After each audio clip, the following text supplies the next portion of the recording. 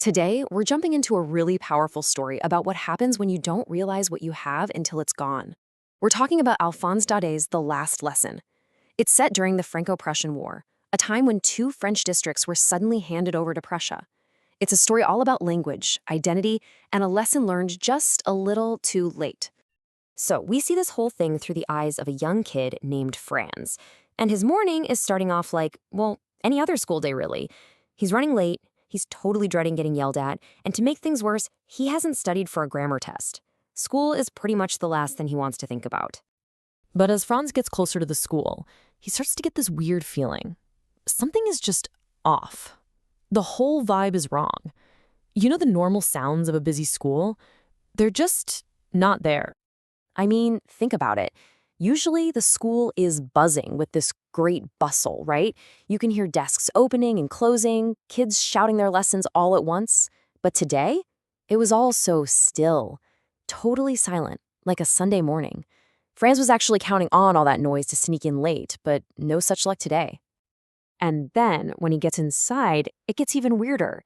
His teacher, Monsieur Hemmel, is wearing his Sunday best, this beautiful green coat he only wore on special occasions.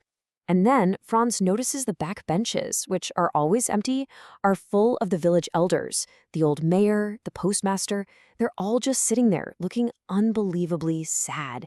The whole room just feels heavy. So all these clues, the silence, the fancy clothes, the old men in the back of the class, they're all about to add up to something terrible. Franz is about to hear an announcement that will feel like a complete thunderclap. And that's exactly what's going through Franz's head. On his way to school, he'd noticed a crowd around the town bulletin board. You know, the place where all the bad news had been posted for the last 2 years. Lost battles, new rules, all of it. Now, seeing everyone in the classroom, he realizes that whatever was on that board, well, it has something to do with this. And then, M. Hamill just says it. "My children, this is the last lesson I shall give you. An order has come from Berlin. Starting tomorrow, only German will be taught in their schools. Their language, the French they've always spoken, is being outlawed in the classroom." In that one instant, Franz's entire world just flips upside down. The full weight of what he's losing hits him, and it hits him hard. And right behind it comes this overwhelming wave of regret. And that change is so fast. You know those heavy books that were such a nuisance just an hour ago?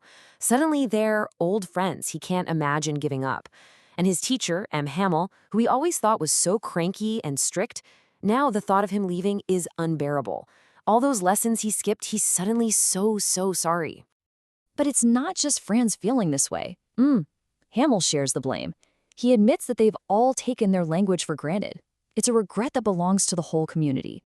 And he doesn't pull any punches. He calls out the parents who would rather have their kids work on a farm for a little extra cash than send them to school. He even calls himself out for sending the kids to water his flowers or just calling off class to go fishing. And of course, the students, always thinking, I'll learn it tomorrow.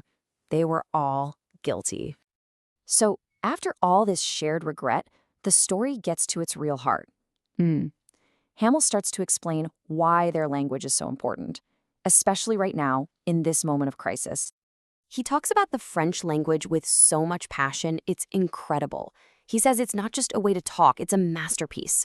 He calls it the most beautiful, the clearest, the most logical language in the entire world, and he begs them to guard it, to never, ever let it go. And this is where we get the story's most famous idea. Monsieur Hamel tells them that for an enslaved people, their language is everything. He says that as long as they hold on to it, it's like they have the key to their own prison. It's a lifeline, a form of resistance, and a way to keep hope alive. And as M. Hamill is talking, Franz hears pigeons cooing on the roof, and he has this thought. It's such a simple, childlike question, but it's so profound. Will they make them sing in German, even the pigeons? He finally gets it. This isn't just about changing a lesson in school. It's an attempt to change the very nature of their home.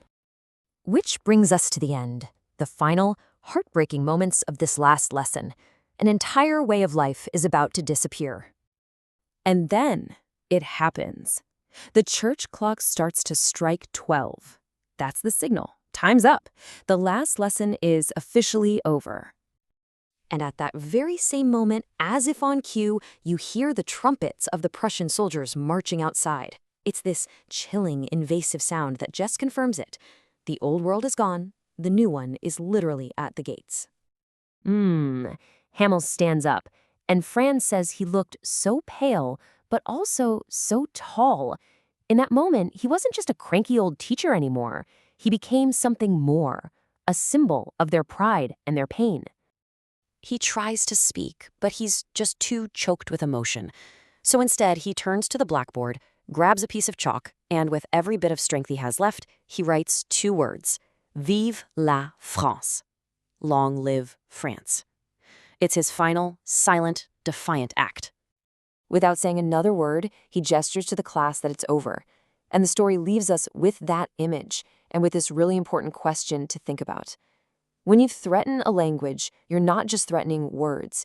You're threatening memory, history, and identity. You're threatening the very key to who a people are.